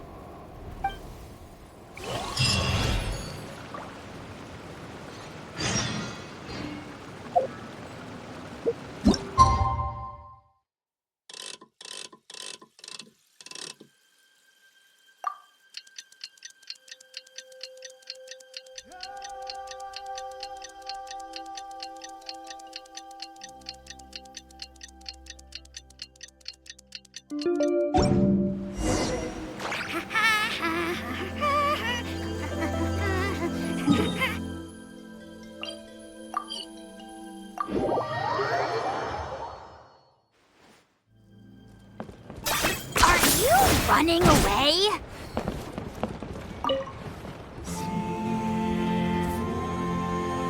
Ah, at long last, you're back. I hear you've done much for our people these last few days. Everyone has nothing but praise for you. Many young people have heard the rumors too. They're all eager to meet our new flame bearer. Well, they won't have to wait for long. It's almost time for the ceremony.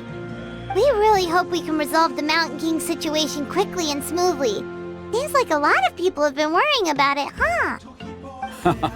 Well, it's nearly time. So, if you're ready, then follow me to the ceremony site.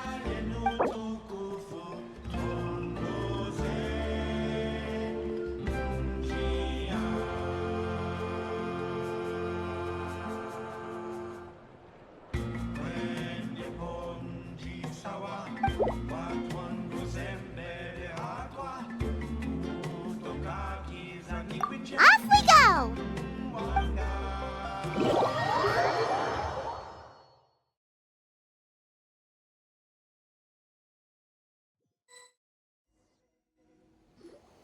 Here we are. Our honored guests have arrived. I have heard much about your fine work over the past few days. I hope you'll allow us to thank you properly after tonight's ceremony. Don't worry about it. Getting this huge venue ready must have been a huge task. No need to make extra work for yourselves on our account. Oh, if it means getting the Mountain King issue resolved, no cost is too great to bear. A resolution will come in due course, but every great fire starts as a tiny spark. We must take it one step at a time. No one would disagree with you if that were possible, Chief, but it's been far too long since we've seen a real step forward. Look around you. Can't you see how our numbers have dwindled since the last Turnfire Night? The ceremony was arranged on short notice. Many are away from home and could not make it back in time. That may be so, but still. Good evening, Traveler in Paimon. Kinich! Not a moment too soon. Chief Wayna, Elder Trinidad, could you give us a minute? I'd like to give the Traveler a few pointers as the previous Flamebearer. Very well.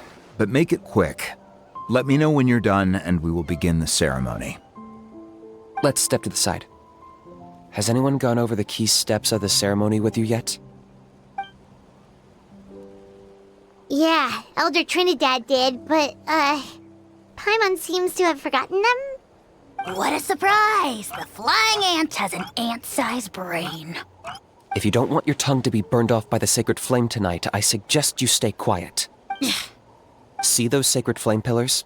Once you've lit the fire, go light each one up in turn. Once that's done, head down into the cave where the Mountain King slumbers, light the braziers along the way, then bring the flame to the final altar. Then the ceremony is complete. That sounds simple enough. The process isn't complicated, but remember, you mustn't turn back at any point. If you miss a pillar, you can't light the next one, then come back to it.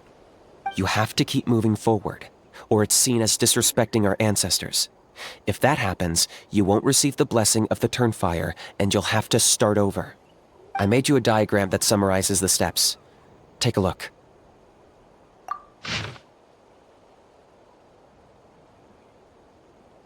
So that's our part. What about you? I'll be with you the whole way, and once you've lit the altar, I'll start summoning the rift. You can leave that side of things to me. Just focus on your part. Okay. We'll try to remember all that and get it right the first time. Ready when you are. But I think I saw Huni and the others just now. Maybe you should say hi before you start. Just tell the chief when you're ready.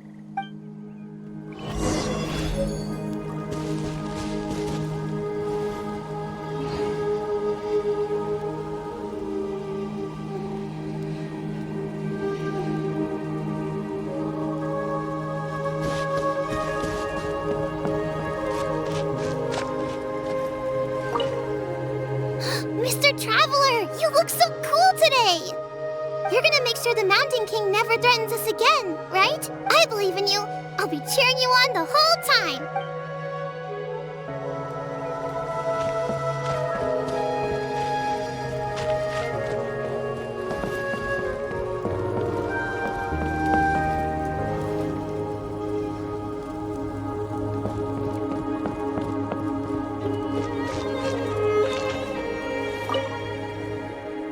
How are you doing? Is all in order?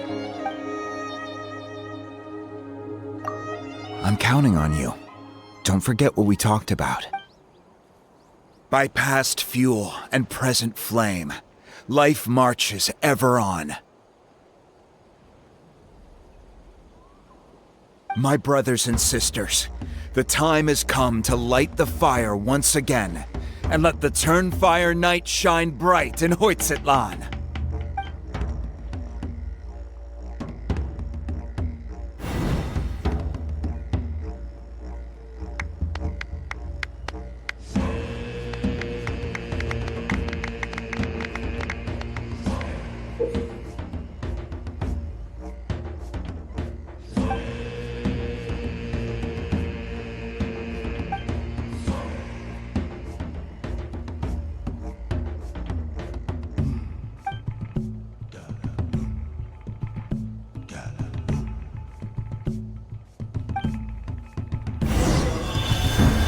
Go get the sacred flame.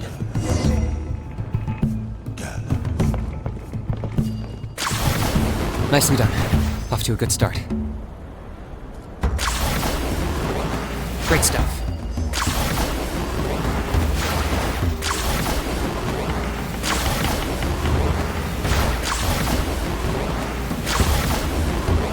You're over halfway. Keep it up.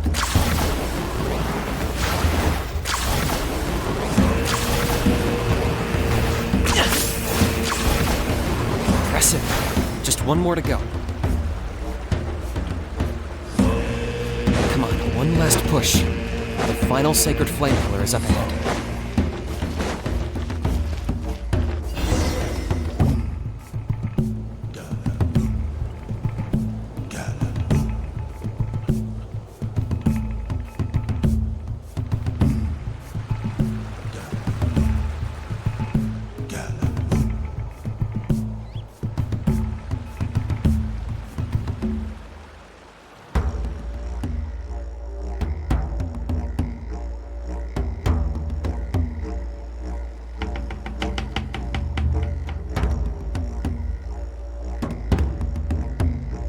Great. All the pillars are alight. Next, it's down into the canyon and head for the Mountain King's cave.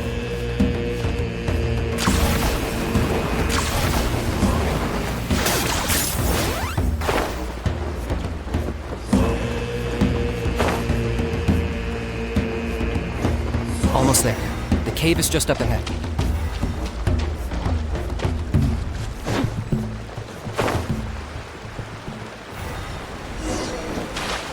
The Abyss presence is growing strong.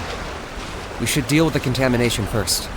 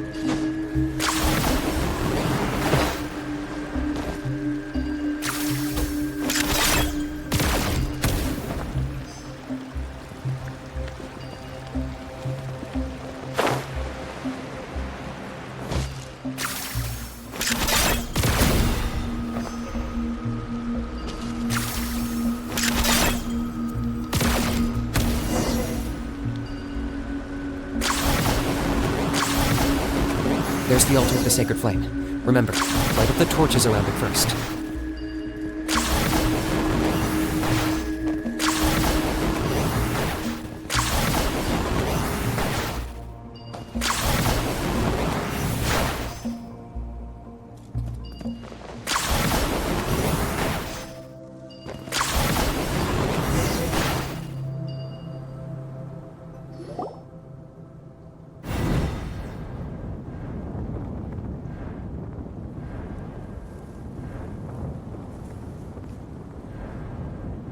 Woohoo! We've lit up the final altar!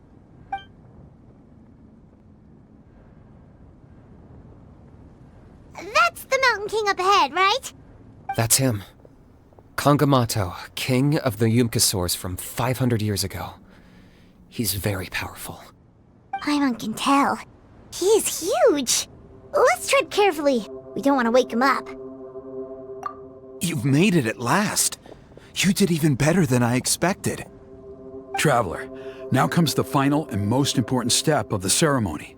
Please use the power of the sacred flame to cleanse the Mountain King of abyssal filth. There's no need this time.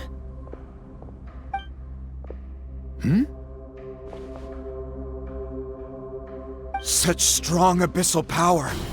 What is that thing? Kinich, what is the meaning of this?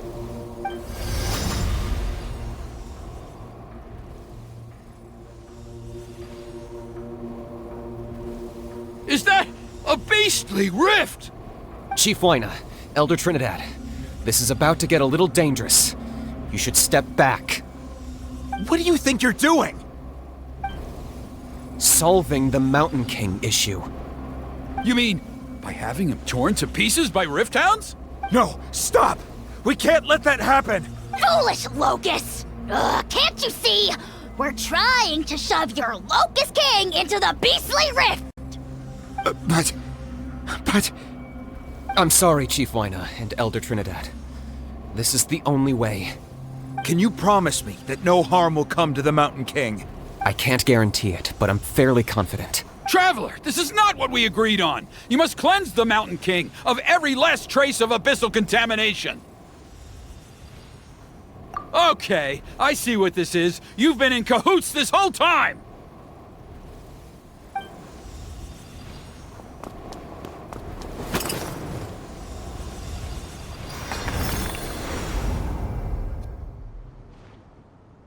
Ugh, you imbecile! What have you done?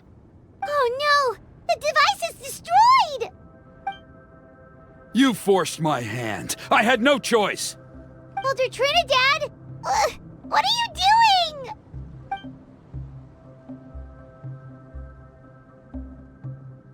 No!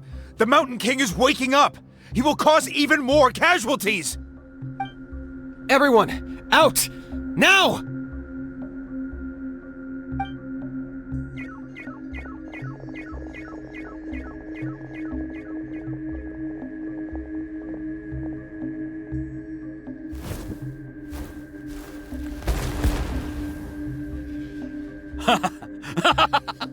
Well, it seems there's only one way to awaken you all from your willful blindness. More sacrifices must be made.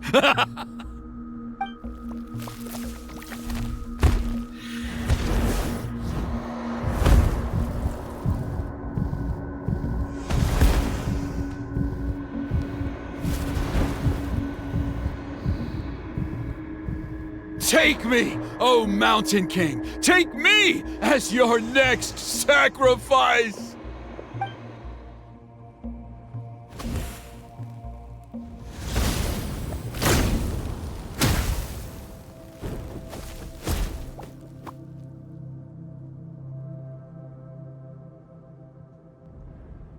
Everyone's still outside. We have to keep the Mountain King here. Give me a hand. Got you covered! Going in! I got him cornered!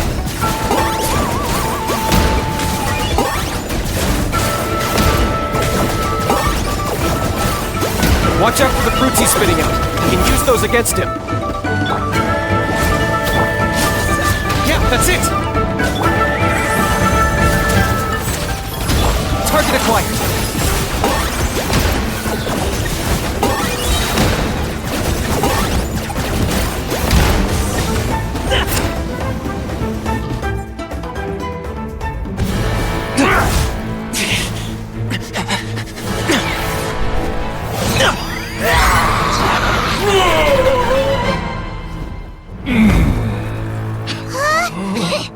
What do we do? We can't open the rift!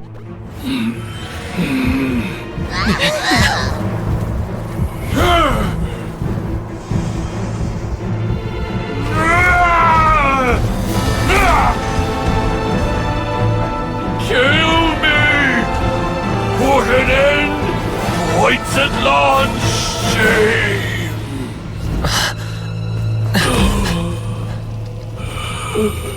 By past fuel and present flame, life marches ever on.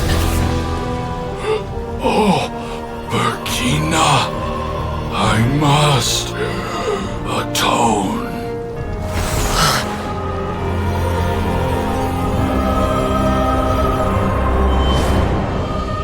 Patience. We will answer to the fire for all our deeds. Even if one day I fall behind, never look back. Keep moving forward, as we are now.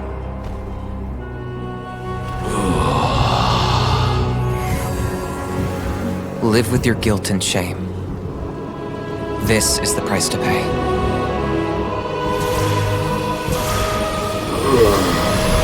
Heir to the Turnfire, please use my ruined vessel to train the heroes of the future. The will of Kangamato will march ever on, till the abyss is stamped out.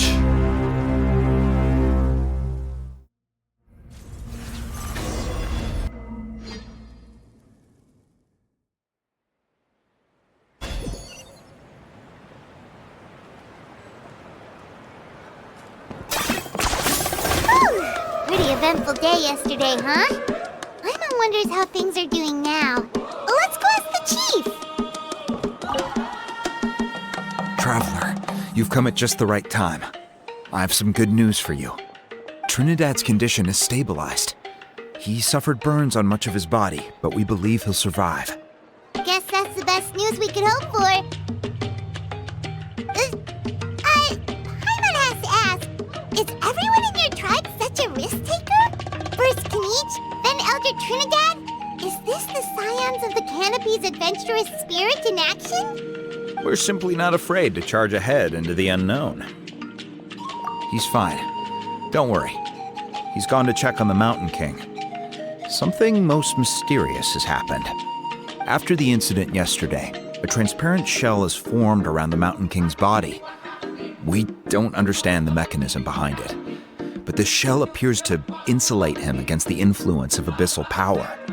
It is somewhat akin to a scab, in that it stops the abyssal energy within him from bleeding out, while also preventing further abyssal energy from seeping in and infecting him. We've never seen anything like it. The tribe's most senior elders believe it was caused when he was burned by the sacred flame, similar to the way burned wood becomes charcoal. I think their theory makes sense. After all, we've never thrown the Mountain King directly into the sacred flame before. Wow. So it's made a barrier against abyssal energy? That's a good thing, right?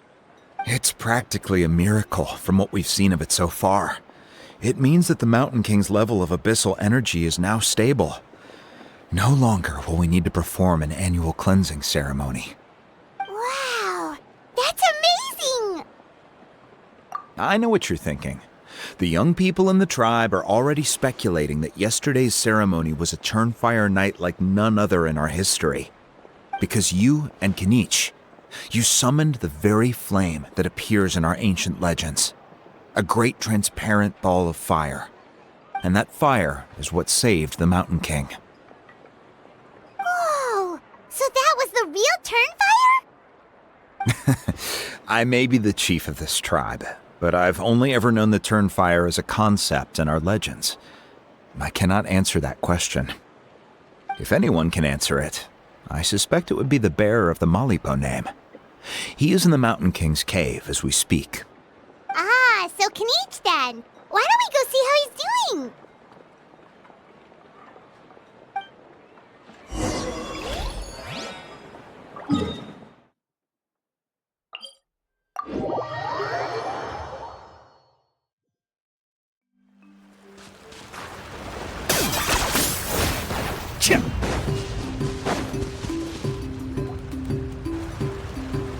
Hey, Kinich! Hey yourselves. You two doing okay after yesterday? We were gonna ask you the same question. You scared Paimon half to death when you rushed into the fire. Sorry, I couldn't just stand and watch the Mountain King get burned alive. So you thought you'd try and extinguish the sacred flame with Dendro? Or is that an attempt to make the almighty Dragon Lord Kahula die of laughter? The sacred flame only possesses a fraction of the Pyro Archon's power. It's not as if I was fighting the Pyro Archon herself. Kinich, when you went into the flames, were you intending to, Intending to what? do the same thing as Burkina? Sacrifice myself? Of course not. My focus was on keeping the Mountain King alive, not on what it would cost. But now I'm curious. What made you think I was going to sacrifice myself? Well, because everyone's saying the Turnfire is what saved the king last night. And Ponche's theory was that summoning the Turnfire is a tit-for-tat exchange, right? So, Paimon thought you decided to pay for it with your life. So you've heard that rumor too. I'm afraid I can't say for sure. What happened yesterday was a first for me too. Well, even if you don't know, there's probably no one in the world who does. What I would say is, if that really was the power of the Turnfire, I'd sooner believe that the Mountain King summoned it himself. The Mountain King? Then, what price did he pay? The core meaning of price is not atonement or compensation, but what you're willing to give up in order to obtain what you want. It's easy to die for your sins. Much harder to live with the guilt and keep on going. In the end, the Mountain King chose the latter option. For Burkina and for the tribe. That's the price he paid. Alright, so how is the Mountain King doing now? Health-wise, there's nothing to worry about. He'll enter a fighting stance whenever we set foot in his territory. But his attacks are gentler now and not as crazed as before. Like he said yesterday, he just intends to be a sparring partner for people to practice with. Yeah, I tried communicating with him again, but he didn't respond. We dare say that Locust King has well and truly lost its mind. The lights are on, but nobody is home. Its body remains fighting fit thanks to the perverse power of the Abyss, but time has been less kind to its soul. It was ground to a pulp long ago. But we saw him come back to his senses yesterday. That was merely one last burst of brain activity before it croaked. As you humans would say, it went out with a bang. Oh, come on! Stop being such a doomer. Paimon bets the Mountain King has finally let go of the tragedies of the past now, and is focusing on moving forward. That's why he doesn't have time to chat with us. He's too busy thinking about the future. Well, at least it means my fellow tribespeople can move forward now, too. Thank you for your help, Traveler. I owe you one. Yeah, that's right. You caught Enjo for us, remember? But he ended up being completely useless. It's not a fair trade if you lost out. That's on him. It's not your fault he's useless. Besides, we're friends now. You don't know us anything. Friends? But your friendship is an even more valuable gift. I can't in good conscience accept it for free. So promise me, if you need anything in the future, you'll come to me. For you, I'll do anything.